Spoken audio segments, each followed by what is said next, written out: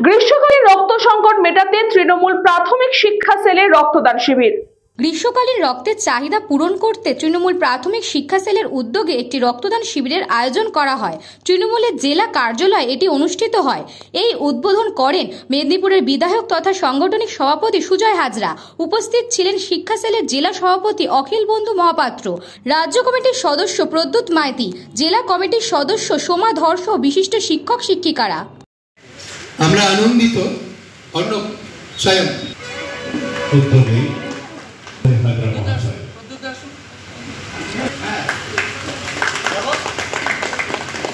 আমরা প্রেসের প্রধান মাইটি মহাশয়কে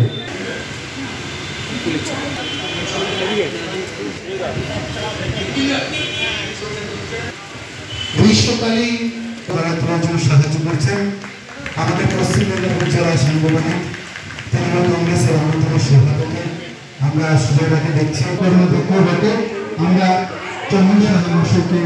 রাজ্যের মাননীয় মুখ্যমন্ত্রী মমতা বন্দ্যোপাধ্যায়, আমাদের নেতা অভিষেক বন্দ্যোপাধ্যায় এবং সর্বকালের শ্রেষ্ঠ শিক্ষামন্ত্রী ব্রাত্য বসু মহোদয় এরা আমাদেরকে জানিয়েছিলেন যে সমস্ত জেলা সংগঠনগুলি যেন পর্যায়ক্রমে গ্রীষ্মের এই দাবদাহে যে রক্তের সংকট, সেই রক্তের সংকট মেটাতে যেন রক্তদান শিবিরের আয়োজন করা হয়।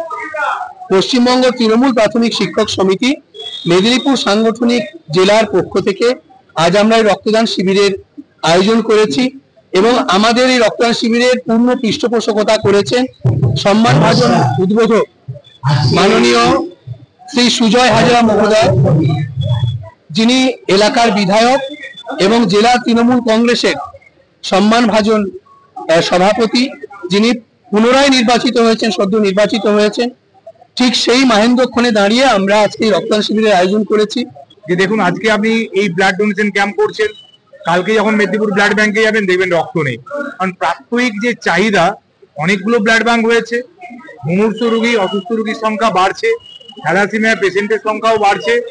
সবাই আমরা চেষ্টা করছি যে রক্তদানের মধ্য দিয়ে এই রক্তের যে চাহিদা একটা রয়ে যাচ্ছে, এটা কিভাবে পূরণ করা যায় সর্বতভাবে সমাজের সবাই চেষ্টা করছে।